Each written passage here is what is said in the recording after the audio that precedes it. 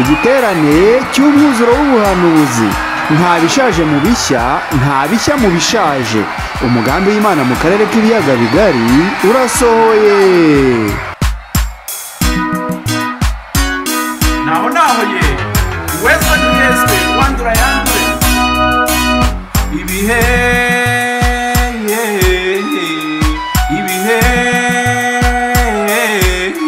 dore bya bihe nimukanguke bwabubyutse buraje.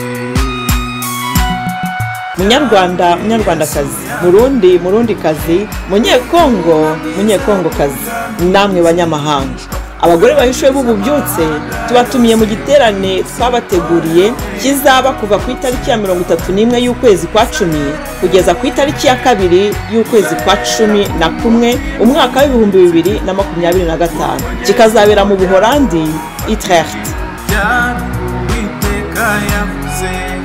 Y'abahanuzi bahanuye kuva kera, dore ngibi mirindi yagira hinda, torero webwe bubyutse buraje.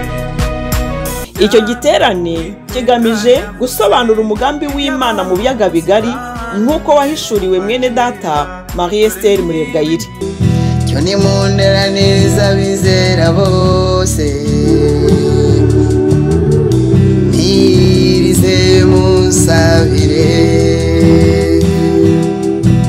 uyu mugambi w'Imana urimo ububyutse muri Afurika hagati, ubwiza bw'itorero rya nyuma n'uko igihugu gishya kizaba kimeze, ndetse no kwitegura gutaha tuva mu mahanga tukazayagarukamo tuzanye ubutumwa bw'ububyutse bufite ibihamya. Gusabye Rwanda, Burundi na Kongo, Yesu ngo bibumwandu wawe. Tuzasezerera ibishaje twinjire mu bishya nk'uko ijambo ry'Imana ribivuga muri Yeremiya igice cya 1 umurongo wa 10. Dore ngushyiriye hejuru y'amahanga n'ibihugu by'abami, kurandura no gusenya, kurimbura no kubaka no gutera imbuto. Ejo nk'iki gihe zabwira umwami icyo nsaba. Mu gusezerera ibishaje tuzaba turi kumwe n'abakozi b'Imana b'inararibonye n'abanyepolitiki babibayemo biyemeje kubisezerera ku mugaragaro bagatangiza ibishya. Tuzatangiza kandi Rwanda, umurage utegura amateka mashya muri Kristo Yesu, Ruma mu magambo ahinnye nk'uko byahanuwe n'umuhanuzi Yesaya mu gice cya 43 umurongo wa 18 kugeza ku wa 21, ubwo yagiraga ati: ibyakera ntimubyibuke kandi byashize mwe kubyitaho, dore ngiye gukora ikintu gishya, ubu ko kigiye kwaduka ntimuzakimenya. Nzaharura inzira mu butayu, ntembesha imigezi mu kidaturwa. Inyamaswa zo mu gasozi, ingunzu n'imbuni bizanyubaha, kuko ntanga amazi mu butayu, ngatembesha imigezi mu kidaturwa, kugira ngo nuhire ubwoko bwanjye natoranyije, abantu niremeye ubwanjye ngo berekane ishimwe ryanjye. Tubahaye ikaze mwese, muhabwe umugisha n'Uwiteka. Umugore umwe wakuwe mu.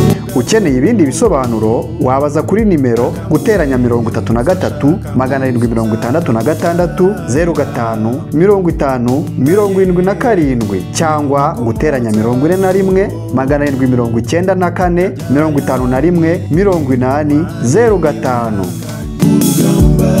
Na Yesu azanye impinduka ku rugamba, twaje intwaro zose z'umwuka ku rugamba. Haleluya, rugamba ari ku rugamba.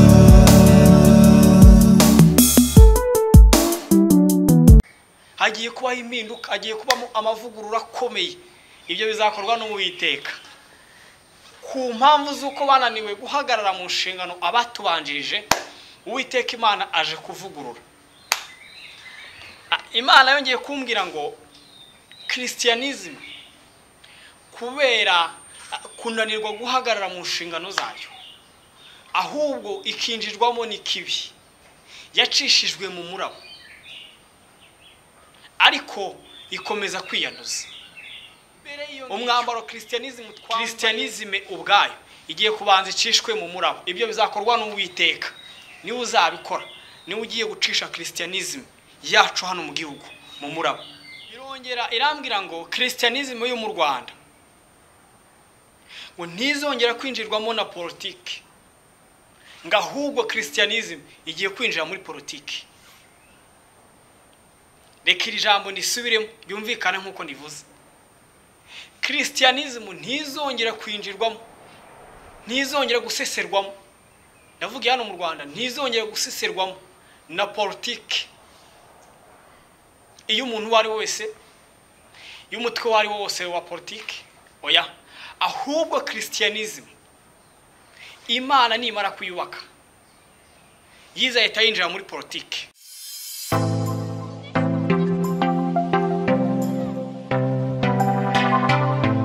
Uraho neza bene data muri Kristo Yesu, ndabasuhuje.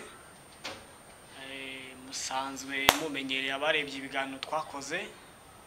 Nitwa Egide Ndabarasa, mperutse gukora ibiganiro bine byatambutse ubwo twavugaga ku Rwanda mu mateka ya Bibiliya, ku buhanuzi bw'u Rwanda, tuvuga ndetse no ku bw'itorero rya Kristo. Ariko kandi n'ubungubu nabwo ndagarutse kugira ngo nongere mbabwire icyo umwuka arimo atuma ku bantu b'Imana, agira ngo abamenyeshe. Rero mbifurije amahoro y'Imana, shima Imana yuko aka kanya ngiye kukaduha, nongera kandi gushima mwebwe mwakurikiranye ibiganiro byatambutse. Ndabashimiye, twabonye yuko mwaburebye. Yesu abaho umugisha. Gusa ariko kandi mwarigiriraga kuko yari message ireba abantu, kandi nawe waburebye urimo. Yesu yaguha umugisha niba bwarakubatse mu bugingo bukagufasha mu bundi buryo busanzwe. Yesu akugirire neza. Rero n'ubungubu nabwo ndagarutse ngo mvuge n'indi message y'Imana yampaye nyuma yuko twari tumaze gutambutsa buriya butumwa. Hari indi message yindi niyo tugiye gukomeza tuvuga. Ariko mbere yuko dukomeza, munkundire dushima Imana yo mu ijuru, tunayisabe kugira ngo izibane natwe, ntihabe twebwe ahubwo ubuntu bwayo bubane natwe. Mana data iri mu gihugu cyo mu ijuru, ndagushimiye, habwa icyubahiro, ushoboye byose, nta kikunanira. Nanjye rero mwami Imana nkundira mvuge ngo kubwo gukomera kwawe, kubwo ineza yawe, kubwo urukundo rwawe ndagushimiye. Habwa icyubahiro, ndagushima bwa bene data aba bakurikirana ubutumwa, ndagushima kubwo abantu bose, kandi ndagushimye kubwangewe. Ngushimiye uyu mwanya umpaye, ngushimiye n'abarebye ubutumwa bwatambutse, twese hamwe n'abandi baburebye uduhana umugisha. None ubwo mpaye umwanya ngo ntange ubutumwa, nanone wampaye ngo abantu bongere kumva icyo umwuka abwira abantu, abwira amatorero. Ndasenze kugira ngo ntihabe ngewe ahubwo habe ubushake bw'Imana. Imana ishimwe ko inshoboza, Imana ishimwe ko haba ubushake bwayo muri uyu mwanya, mu izina rya Yesu Kristo umwami wacu, amen. Yesu nabagirire neza. Ndagarutse kugira ngo mbabwire message umwuka w'Imana aherutse kuduha vuba, nayo tuyivuge. Ariko kandi ntabwo ikomezanya n'ubutumwa twatanze, ahubwo nayo ifite ubundi buryo yihariye, ariko kandi ifite ubundi buryo ijya guhura n'ibiganiro twakoze muri message twatambukije. Yesu arabagirire neza. Umunsi tugiye kuvuga kuri message Imana iherutse kuma ivuga ngo itorero ryo mu Rwanda Imana irigarutseho. Message iravuga ngo itorero ryo mu Rwanda Imana irigarutseho. Mu nkunde dusome ijambo ry'Imana kugira ngo dusobanure ibyuko iryo torero Imana igarutseho. Dusome mu gitabo cya Ezekiel, cy'umuhanuzi Ezekiel, ni ibice 36. Turasoma kuva ku murongo wa mbere kugeza ku murongo wa 7. Ijambo ry'Imana umutwe w'amagambo uravuga ngo Imana isezeranya abantu bayo kubaha umutima mushya.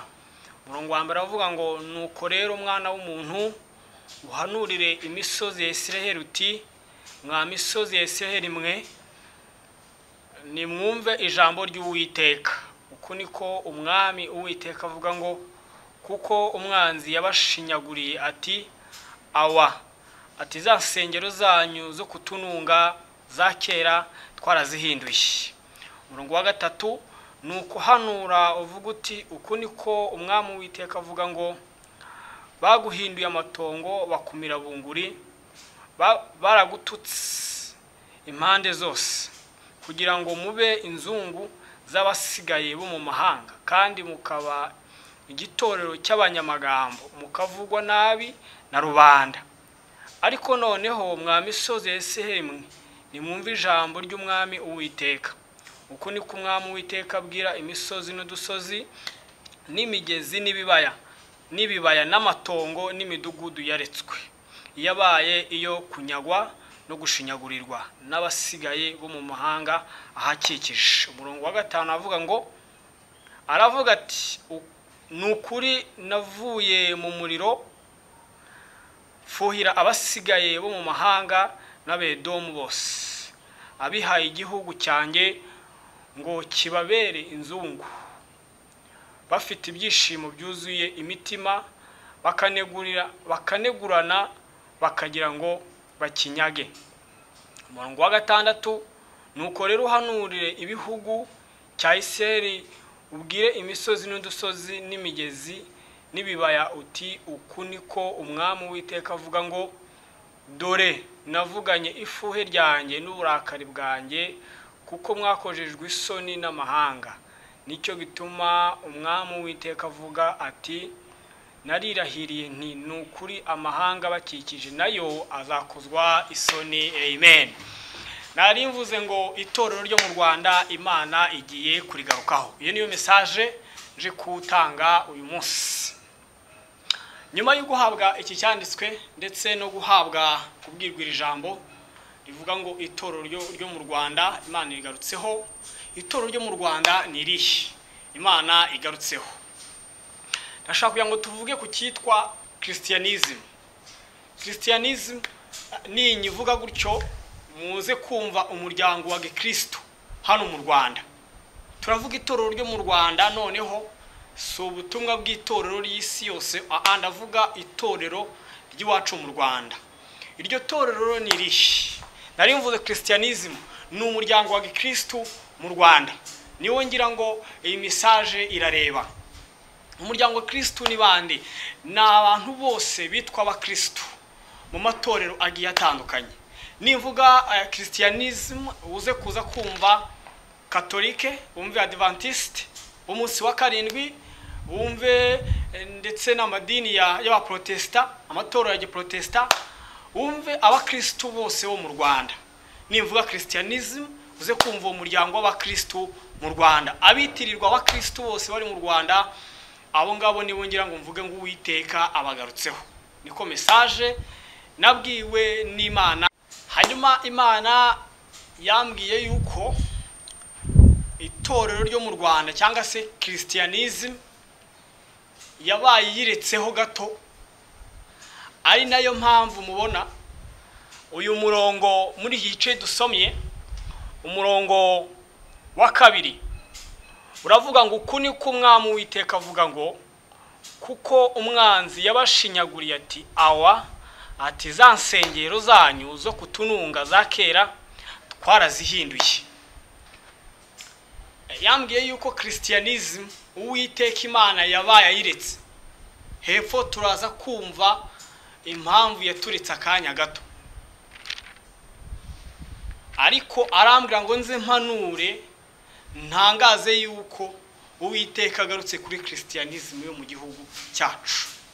Ayigarutse hati Christianism mu gihugu yatangiye kera mu binyejana birenga 2. Byasaba ngo soma amateka wumva igihe yatangiriye n'ubu yinjiye mu gihugu. Kuva icyo gihe Imana ireba Christianism yo mu gihugu iturutse icyo gihe nabugingo n'ubu ngubu. Kuva icyo gihe Christianism yagiye yirengagiza inshingano zayo igenda itandukira yirengagiza umuhamagaro wayo yuko ari ukuvuga ukuri kw'ijambo ry'Imana, abantu bakamenya Kristo bagakira, igihugu kigakira. Kuva imyaka yagiye itambuka, bamwe mu batubanjirije b'abasogokuruza bacu b'abakristo muri christianisme bagiye bagira umuhate mu kwanduza izina, mu kwanduza isura yabo ya christianism, aho guhagarara mu nshingano zabo zo kuvuga ukuri kw'ijambo ry'Imana ngo abantu bamenye ukuri, kubakura mu byaha baratandukira. Ibyo ngibyo amateka agenda bivuga, ndetse banaje kugera igihe binjirwamo n'inyigisho zigoramye za Yezebeli zo kwigisha amacakubiri mu gihugu. Izo nyigisho nabo zinjira muri christianism bigiramo uruhari. Tugiye dufite amateka arahari y'uburyo bamwe mu batubanjirije muri christianism yacu hano mu gihugu bijanditse muri jenoside yakorewe abatutsi. Ibyo murabizi, dufite ubuhamya burahari. Ibyo byose byagiye bigera ku mutima w'Imana ikababara, ibabajwe na christianism ya hano mu gihugu. Imana ibyo byose irabireba kuva igihe christianism yinjiriye aha kugeza ubwo twebwe dusohoyemo n'iki gihe natwe tureba.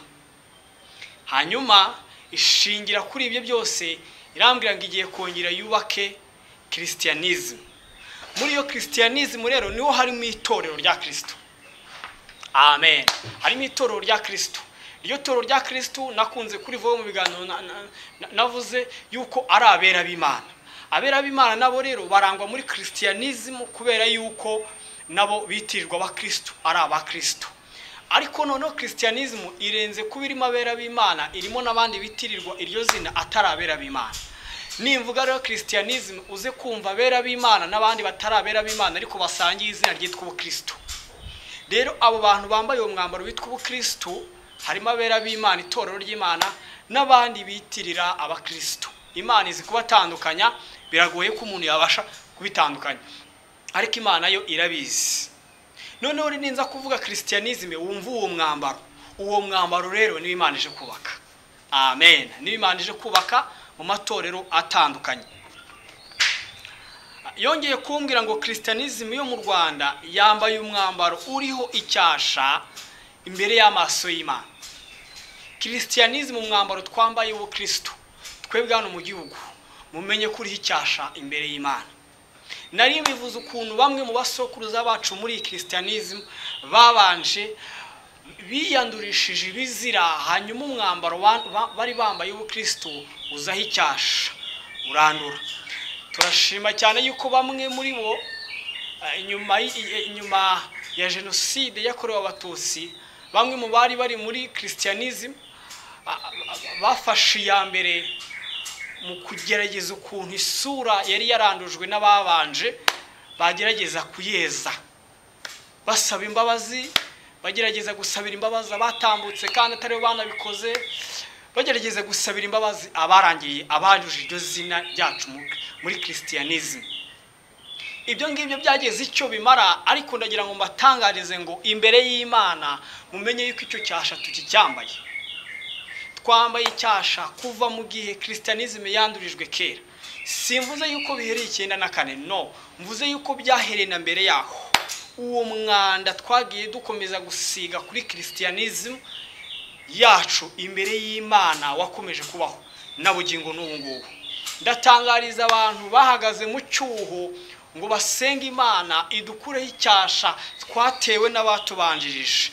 Ndabatangariza ko ibyo mwakoze byagize umumaro, ariko kandi icyasha kiracyaturiho. Niko umwuka w'Imana yambwiye ngo christianism yo mu gihugu cyacu ifite icyasha imbere y'amaso y'Imana. Amen. Imana rero yongera kumbwira yuko christianism yo mu Rwanda yananiwe guhagarara mu nshingano zayo, ngo niyo mpamvu igiye gukora ivugurura muri yo. Amen. Ndagira ngo ahantu muhumve mu buryo bwitondewe. Imana ije gukora ivugurura amatorero, cyangwa se ije gukora ivugurura christianism hano mu gihugu, cyangwa se ize gukora izanye revolution muri christianism. Mwari muzi yuko hagiye kubaho impinduka mu matorero n'amadini dufite hano mu gihugu. Hagiye kubaho impinduka, hagiye kubamo amavugurura akomeye.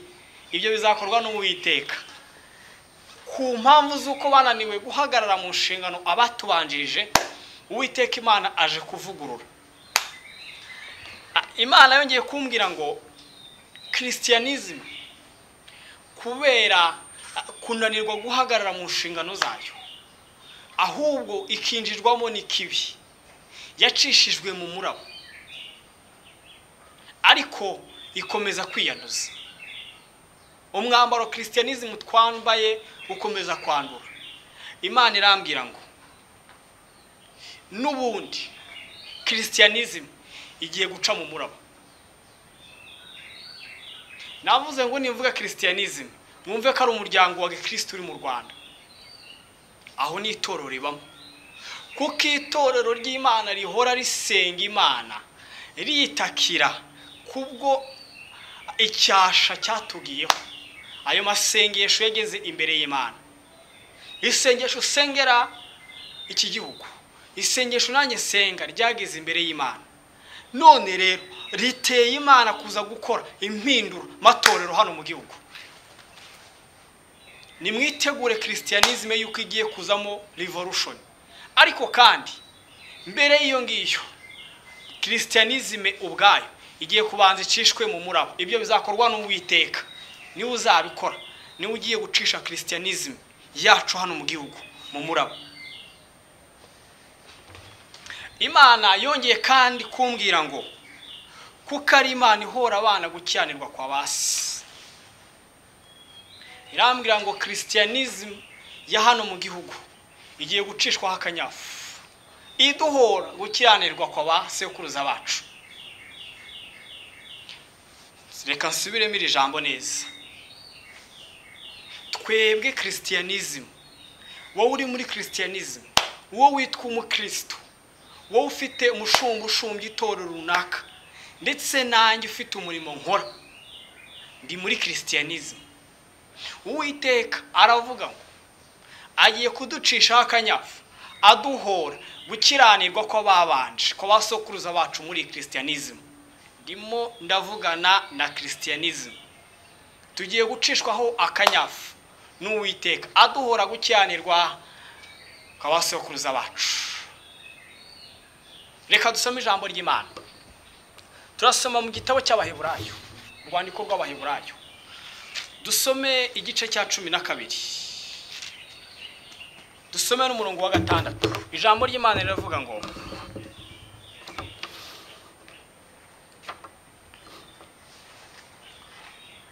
kwihanganira ibitugerageza dukurikije icyitegerezo cya Kristo. Umurongo wa 6 bakavuga ngo kuko uwo Uwiteka akunze ari wahana kandi akubita ibiboko abo yemera bose karabana be. Ndavuze ngo kuko uwo Uwiteka akunze ari we ahana kandi akubita ibiboko abo yemera bose karabana be. Nari nsubiyemo ijambo umwuka w'Imana yambwiye ngo nze mpanure mvuge yuko Christianism nanjye ndimo tugiye gucishwa akanyafu n'Uwiteka. Ariko ijambo ryo ritubiye iki? Niravuze ngo Uwiteka akunze ni wacisha akanyafu. Kuba tugiye gucishwa akanyafu, turahora gukiranirwa kwa basokuruza bacu muri Christianism.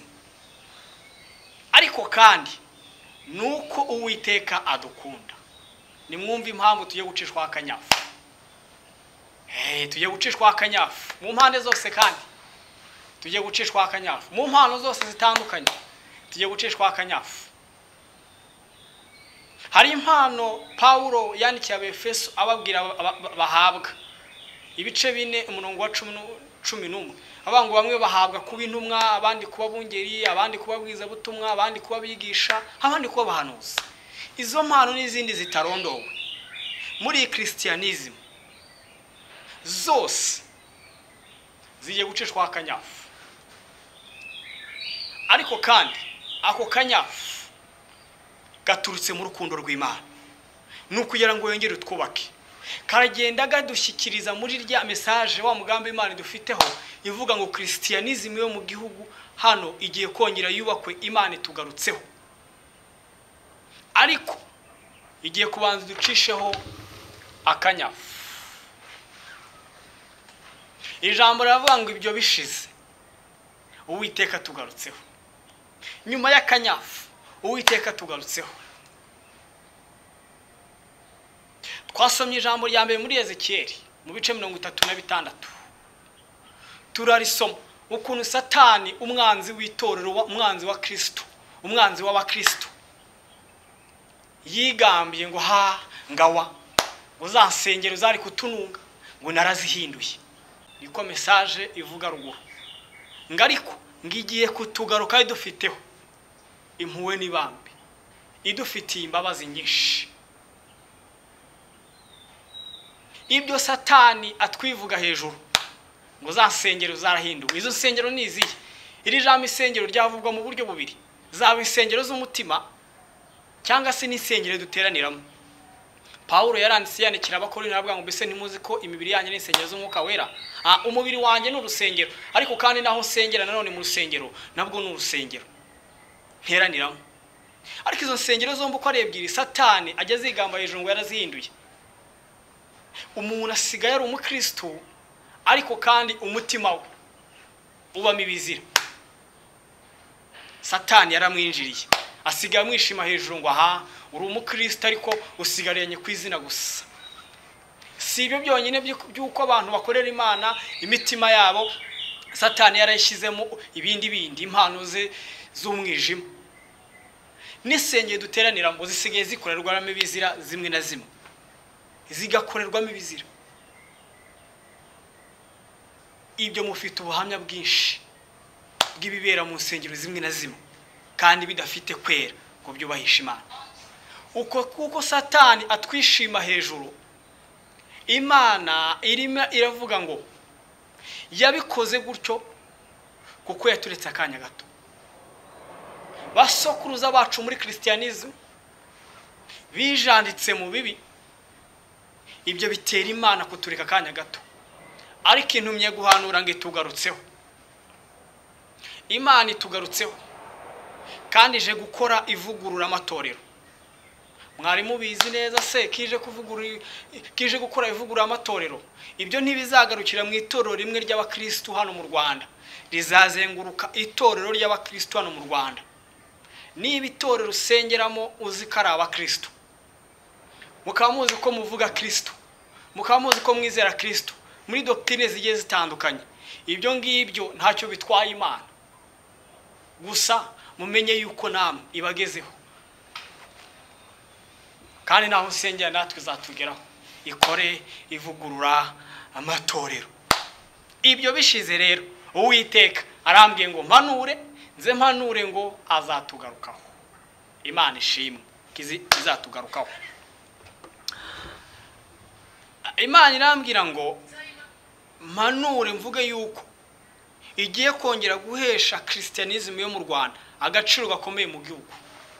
Irambwira ngo ibyo bishize ngigiye kubaka Christianism hano mu gihugu. Abitorero muri kumva ubu butumwa, nimushime Imana ko amasengesho yanyu yasubijwe. Imana igiye kubaka n'ababandi bose bari basiganye ku izina gusa ry'ubukristo kandi batari mu itorero rya Kristo.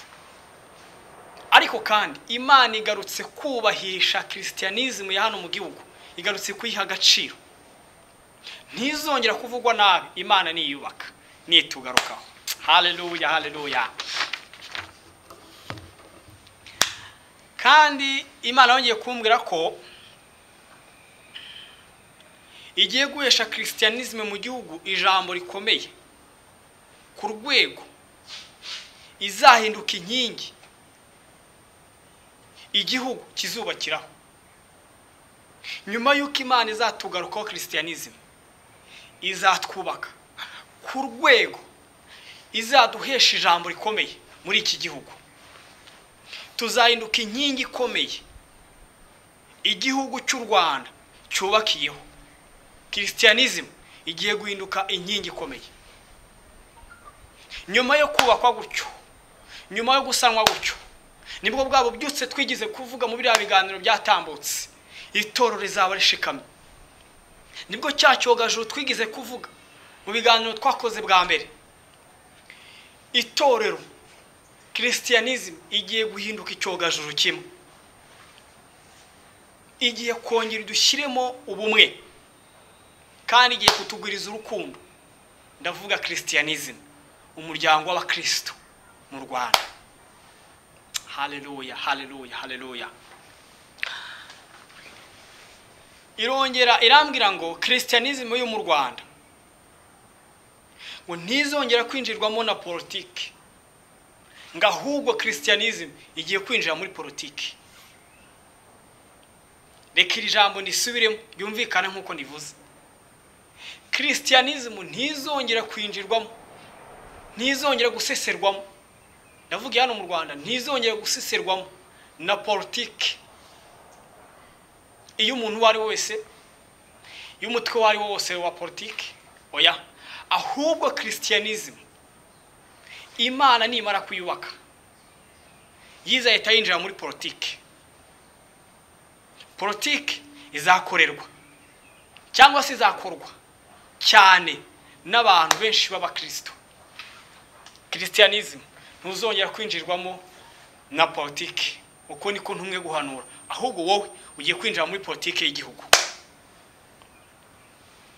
Niyo mpamvu Imana igambiriye kukugira inkingi ikomeye igihugu kizubakiraho.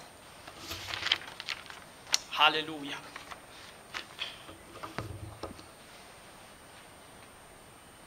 Imana yongeye kumbwira kandi ngo Christianism yo mu gihugu ntizongera gutukwa cyangwa kugira igisebo, ngo ahubwo benshi mu banyarwanda iki gihugu kizagubwa neza,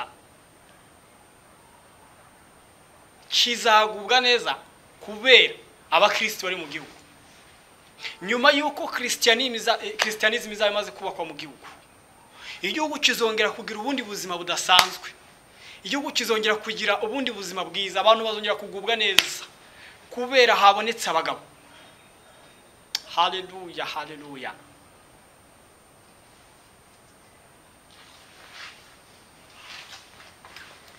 Ndagira ngo dusome irindi jambo rimwe tugiye gusorezaho message y'uyu munsi, ariko yo ni message ireba Christianism, ireba abakristo, abitirirwa Kristo. Iyi message irabareba, ubutumwa burabareba. Reka dusome ijambo ry'Imana muri Yesaya, mu gitabo cy'umuhanuzi Yesaya.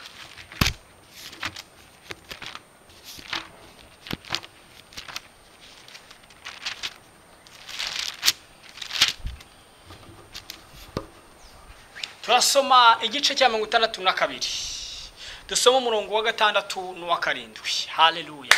Umutwe w'amagambo uravuga ngo uko Abisiraheli bazakizwa. Umurongo wa 6 uravuga ngo yewe Yerusalemu, shyize abarinzi ku nkike zawe, ntibazaceceka ku manywa na nijoro, yemwe abibutsa Uwiteka ntimugatuze. Umurongo wa 7 ukavuga ngo kandi ntimukamuhwemere kugeza ubwo azakomeza Yerusalemu akahindura ishimwe mu isi.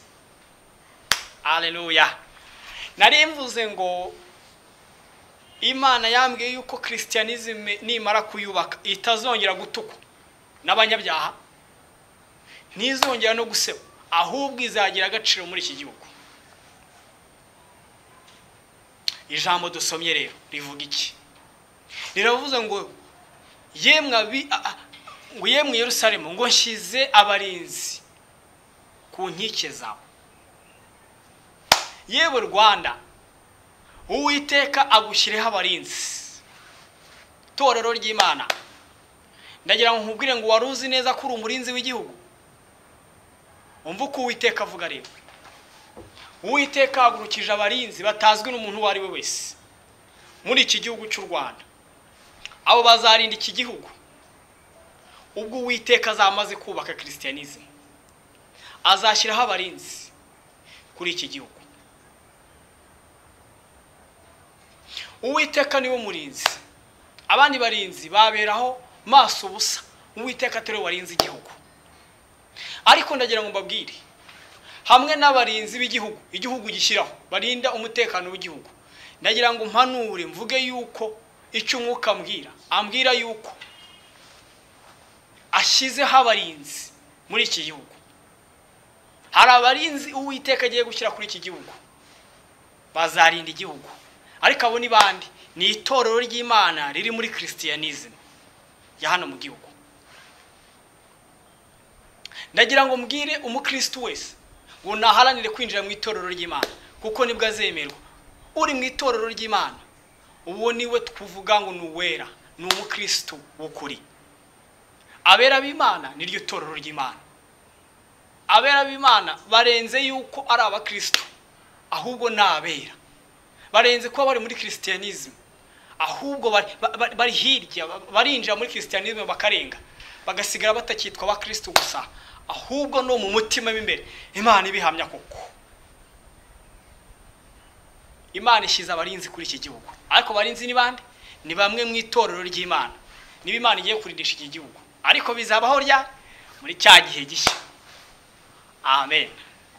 Imana ishi.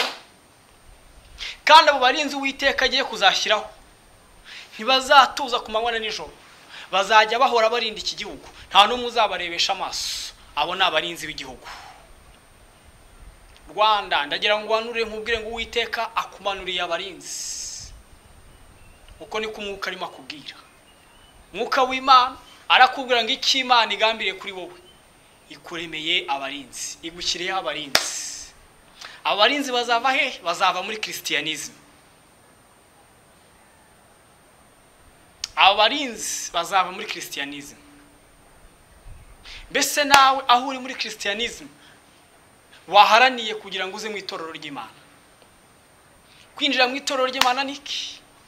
Nukwemera gukizwa, ukemera kwakira Yesu kandi akakuyobora, akagukiza ibyaha n'imbaraga z'icyaha. Haleluya, haleluya. Ijambo rya nyuma rero nsoza, message ya nyuma ku bakristo. Imana yarambwiye ngira bagabiye. Christianism yo mu gihugu iragabiwe. Igabiwe iki rero? Imana yarambwiye ngo igabiye Christianism igihugu cy'u Rwanda. Abakristo bo mu Rwanda bagabiwe igihugu cy'u Rwanda. Bakigabiwe gute? Uwiteka amaze kumbwira yuko agiye kugaruka kuri Christianism, akaba agiye kuyubaka. Yarambwiye ngo icyo gihe abakristo azabagabira igihugu, ngo abakristo mwivuga butumwa ryabo te mu gihugu ngazongera abakizwa muri iki gihugu, aryongere muri Christianism. Azongera abakizwa muri Zion, azongera abakizwa muri Catholic, azongera abakizwa muri Adventist, azongera abakizwa mu matoro ya Gikristo. Uwiteka tugabiye abanyarwanda ngo tubabwirize ubutumwa kandi bakizwe. Haleluya. Reka duhereze Imana yacu icyubahiro kuko iryo jambo rikomeye. Nyuma yuko Uwiteka atoranyije abarinzi, hari abarinzi atoranyije, hari abantu agiye kwambika imyenda y'uburinzi akabashyiraho, yongeye guhereza Christianism umugabane. Uwo mugabane duhaye n'ubuhe wo mu gihugu? Nuko itugabiye igihugu ngo tukivugemo, tugitangazemo ijambo rikiza abantu, ijambo ry'ukuri ari ryo ry'Imana, hanyuma abantu bakizwe. Uwiteka atwongereye abakizwa. Haleluya. Imana ishimwe. Haleluya. La tozene mashire grenevo. Imana ishimwe, Imana ishimwe kubw'iryo jambo kitugabiye igihugu. Imana ihabwe icyubahiro. Christianism igihe cyacu kirahari, tugiye kuvuga ubutumwa, kandi benshi mu banyarwanda batari bazi ukuri bagiye kumenya ukuri, kuko Uwiteka tugabiye igihugu cyose.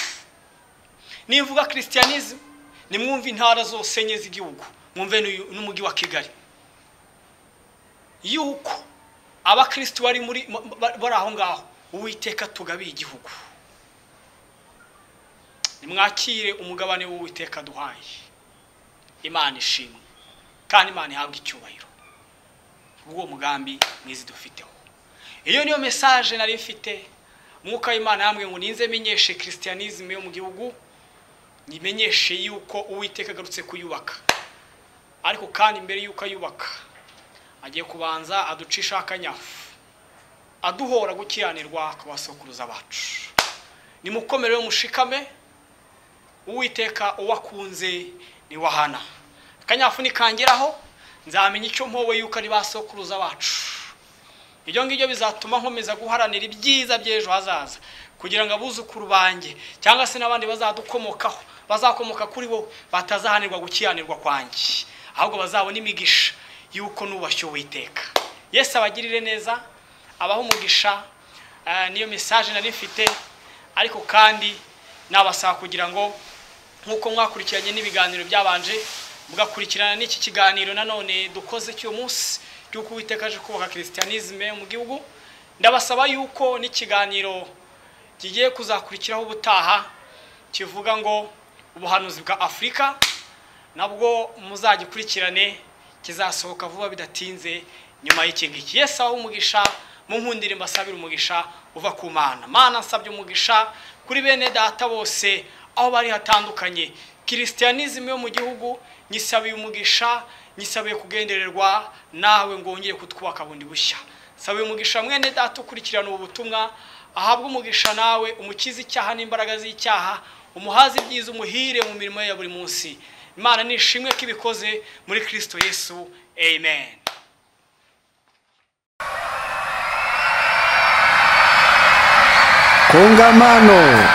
Kongamano la utimilifu wa kinabii, kuachana kwa uhakika na mambo ya zamani, kugeukia mapya kwa uthabiti kuelekea nyakati zijazo.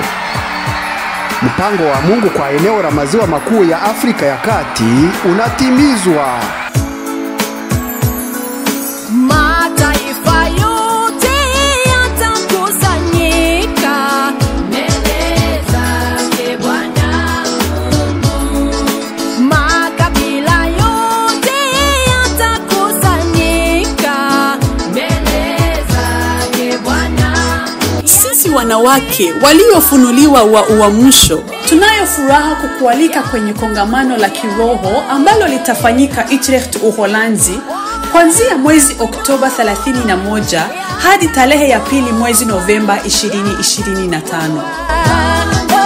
Madhumuni ya mkutano huu: kufufunua na kueleza mpango wa Mungu kwa eneo la maziwa makuu ya Afrika ya Kati, kama Yesu Kristo mwenyewe alivyomfunulia kwa dada yetu Mary Esther Murebwayire. Mpango huu wa Mungu ni pamoja na miongoni mwa mambo mengine: uamsho wa kiroho ambao haujawahi kutokea huku Afrika ya Kati ikiwa mahali pa kuanzia, utukufu wa kanisa la siku za mwisho na utawala usio na kifani wa nchi mpya, maandalizi ya kurejea katika nchi zetu za asili ambapo tutarudi kwenye nchi zilizokuwa mwenyeji wetu tukiwa na ujumbe wa uamsho unaoungwa mkono na ushuhuda hai. Tutaachana kabisa na utaratibu wa kale na kuingia katika enzi mpya kwa mujibu wa neno la Mungu. Angalia, nimekuweka leo juu ya mataifa na juu ya falme, ili kungoa na kubomoa na kuharibu na kuangamiza, ili kujenga na kupanda. Yeremia sura ya 1 mstari wa 10. Kitendo cha kuachana na yaliyopita kitafanyika mbele ya wazee wa kanisa na viongozi wa kisiasa ambao wamedhamiria kwa dhati kuupa kisogo mfumo wa zamani ambao wameishi. Wale wanaohusika watathibitisha ahadi zao thabiti za kuingia na kufanya kazi ndani ya utaratibu mpya ambao watakuwa wameufanya rasmi kwa kuutangaza hadharani. Tunaomba uwepo wako uende nasi. Pia itakuwa fursa ya kuashiria uzinduzi rasmi kupitishwa kwa kijiti kati ya vizazi kama sehemu ya mradi uitwayo Ruma, kifupi cha lugha ya Kinyarwanda, Rwanda, umurage mushya utegura amateka mashya muri Kristo Yesu. Hili pia ni kwa mujibu wa unabii wa Isaya ulionenwa katika maneno haya: musiyakumbuke mambo ya kwanza, wala musiyatafakari mambo ya zamani. Tazama, nitatenda neno jipya, sasa litachipuka. Je, hamutalijua sasa? Nitafanya njia hata jangwani na mito ya maji nyikani. Wanyama wa kondeni wataniheshimu, mbweha pia na mbuni, kwa sababu nimewapa maji jangwani na mito nyikani, ili kuwanywesha watu wangu, wateule wangu, watu wale niliojiumbia nafsi yangu, ili wazitangaze sifa zangu. Isaya sura 43 mstari 18 hadi 21. Kwa furaha tunakukaribisha. Bwana kubariki. Kwa maelezo zaidi wasiliana nasi kwa namba +33 766 05 50 77 au +41 7 94 51 8005. Umetuita kwa jina lako, twalilia e Bwana, utukufu na uso wako. Bila wewe tutashindwa, enda nasi.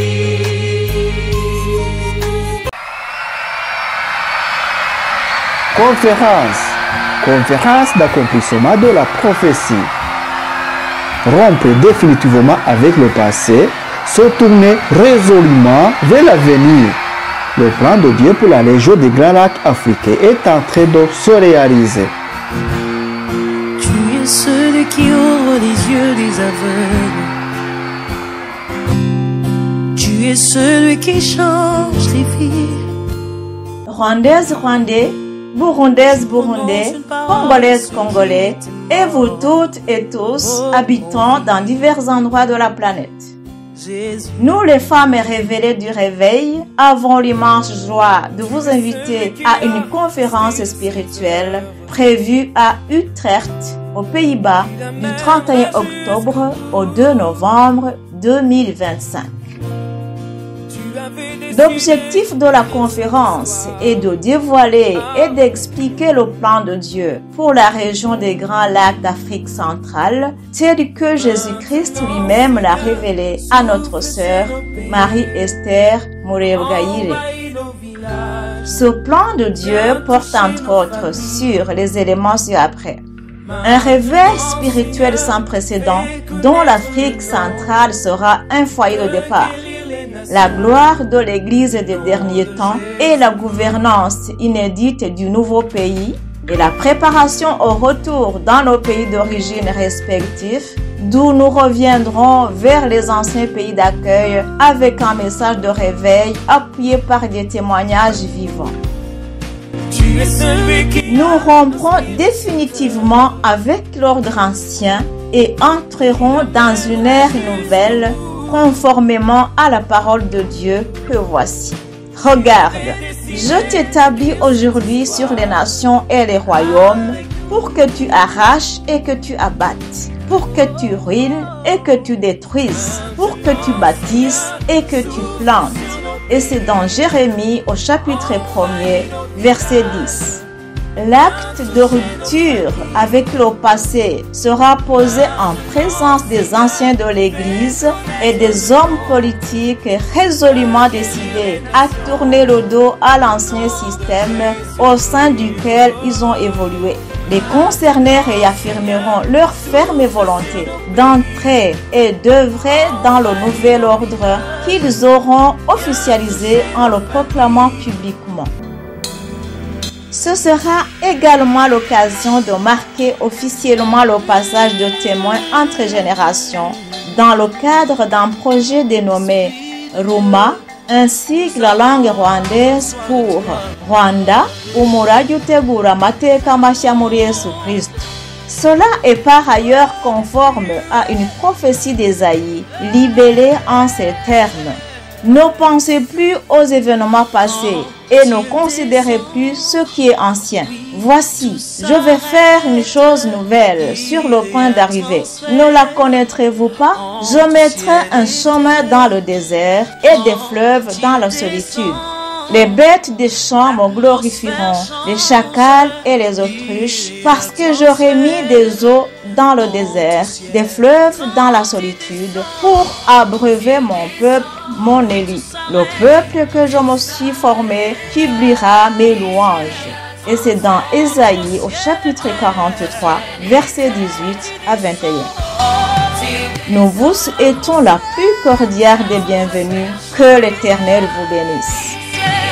Pour toute demande d'information, contactez plus 33 7 66 05 50 77 ou plus 41 7 94 51 80 05.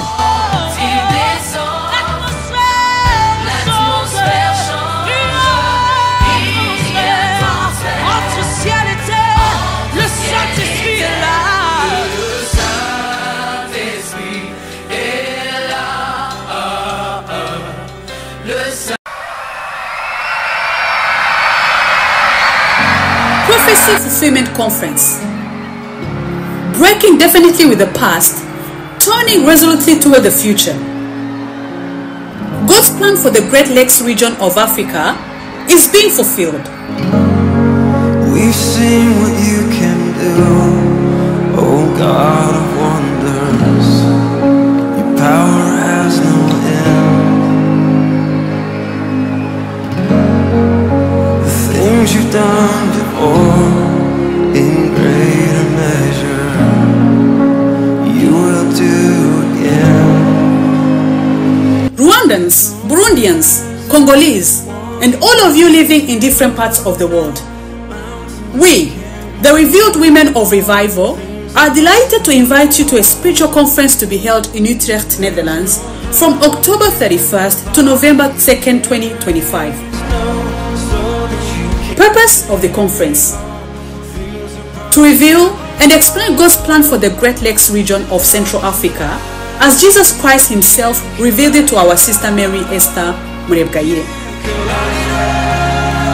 This plan of God includes, among other things, an unprecedented spiritual revival with Central Africa as its starting point, the glory of the Church of the Last Days, and the unprecedented governance of the new country,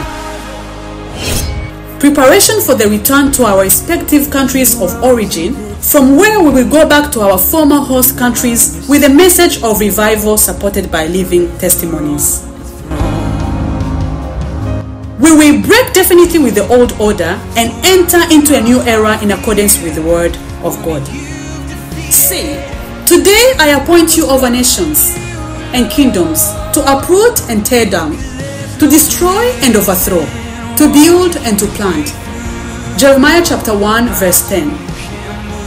The act of breaking with the past will take place in the presence of the elders of the church and political leaders who are firmly determined to turn their backs on the old system in which they have lived. Those concerned will reaffirm their firm commitment to enter into and work within the new order, which they will have made official and publicly proclaiming it. It will also be the occasion to officially mark the passing of the torch between generations, within the framework of a project called RUMA, an acronym in Rwandan language for Rwanda Umurage utegura amateka mashya muri Kristo Yesu. This is also in line with the prophecy from Isaiah expressed in these words: Forget the former things, do not dwell on the past. See, I am doing a new thing, now it springs up. Do you not perceive it? I am making a way in the wilderness and streams in the wasteland. The wild animals honor me, the jackals and the owls, because I provide water in the wilderness and the streams in the wasteland, to give drink to my people, my chosen, the people I formed for myself, that they may proclaim my praise.